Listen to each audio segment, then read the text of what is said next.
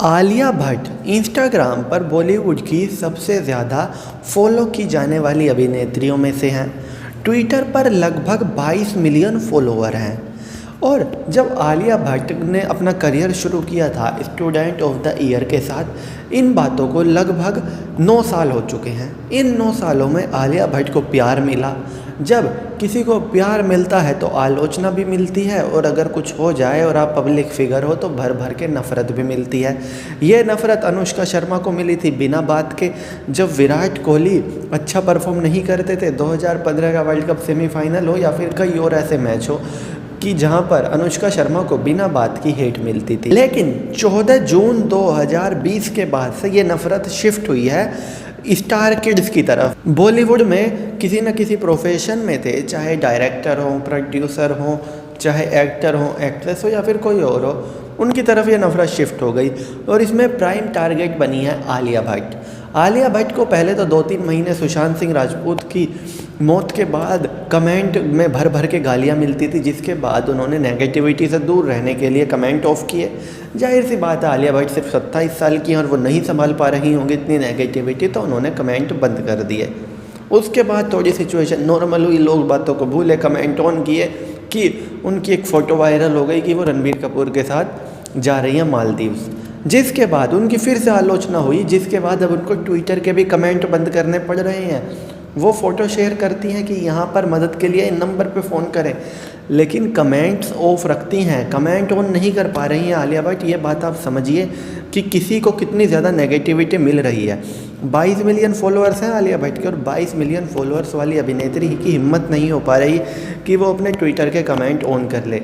हालांकि मेरा personal point of view ये है कि अगर आलिया भट्ट मालदीव्स गई हैं तो इसमें किसी को कोई परेशानी नहीं होनी चाहिए। उन्होंने बहुत पैसा कमाया, उसमें से सरकार को टैक्स दिया, लग्जरी गाड़ी खरीदी तो सरकार को टैक्स दिया, इसके अलावा रेस्टोरेंट गई, होटल गई तो सरकार को टैक्स दिया, घर खरीदा तो सरकार को टैक्स दिया। तो जब सब सरकार को इतने टैक्स देने के बाद जो उनकी कमाई में से पैसा बचा है, अगर वो उसमें मालदीव जाने का फ़ैसला करती हैं तो इसमें किसी को कोई दिक्कत नहीं होनी चाहिए।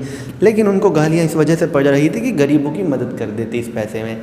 मुझे ऑन अ पर्सनल लेवल, आप क्या सोचते हैं उसका मैं सम्मान करता हूं, लेकिन ऑन अ पर्सनल लेवल मुझे इस बात के पीछे कोई लॉजिक समझ नहीं आता कि अगर कोई करोड़ों कमाता है तो फिर उसकी जिम्मेदारी क्यों है गरीब की मदद करना या फिर बेसहाराओं का सहारा बनना।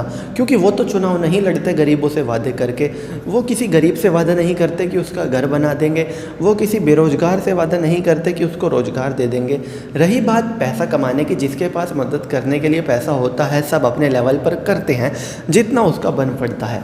लेकिन अगर कोई करोड़ों कमाता है, इस वजह से उसे गाली देना कि वहाँ पर जा रहे हो इससे गरीब की मदद हो जाती, वहाँ पर जा रहे हो इससे गरीब की मदद हो जाती, मैं समझता हूँ इस तरह के पॉइंट्स आउट ऑफ लॉजिक हैं। वो सरकार को टैक्स देगा, सरकार के सारे टैक्स चुकाकर वो अपने पैसों से जहाँ जाना चाहे जा सकते हैं, और उन पर कोई इस तरह से प्रेशर नहीं डाल सकता कि इसकी मदद करो, क्योंकि वो उनका पैसा है। और फिर ये तो लोगों का उसूल है, ये तो प्रकृति का उसूल है कि हर किसी को अपना पैसा तो कम लगता है, दूसरे का पैसा ज़्यादा लगता है। क्या पता आलिया भट्ट के पास जितना पैसा है उनका उतना ही खर्चा हो, लेकिन लोग इन बातों को समझते नहीं, और इसी कारण हमेशा बॉलीवुड सेलिब्रिटीज़, क्रिकेट सेलिब्रिटीज़ को हेट मिलती रहती है कि इस पैसे में कितनों का भला हो जाता।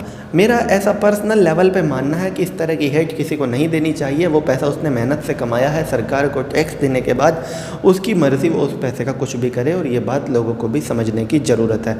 अब आलिया भट्ट को ट्विटर के कमेंट सिर्फ इसलिए ब्लॉक करने पड़ रहे हैं क्योंकि लोगों के वहाँ पर कमेंट आ जाते हैं कि मालदीव्स चली गई, वहाँ चली गई, हम तुम्हारी फ़िल्म फ्लॉप कर देंगे। देखिए, फ़िल्म फ्लॉप कीजिए, हिट कीजिए, तो सब आपके हाथ में है। लेकिन इस तरह से किसी के पर्सनल डिसीजन पर अगर किसी ने कहीं घूमने का फ़ैसला लिया है और ऐसे कमेंट करना कि वहाँ पर जा रहे हो इतने पैसों में ये हो जाता है, ये बात समझ के परे है। क्योंकि ये सवाल सरकार से होने चाहिए, अपनी राज्य सरकारों से होने चाहिए, केंद्र सरकार से होने चाहिए। बॉलीवुड वालों से, क्रिकेटर से या फिर किसी और अमीर से ये सवाल करने का कोई तुक नहीं। उनकी जनता के प्रति इस तरह से जिम्मेदारी नहीं है जिस तरह से नेताओं की। हालांकि फिर भी सभी लोग मदद तो करते ही हैं। तो चलिए दोस्तों, मैं चीनू दहिया फ़िलहाल इस वीडियो के लिए इतना ही। आगे भी इसी तरह की देश, दुनिया, बॉलीवुड और खेल की तमाम खबरों के लिए बने रहिए द चौधरी के साथ। जय माता दी।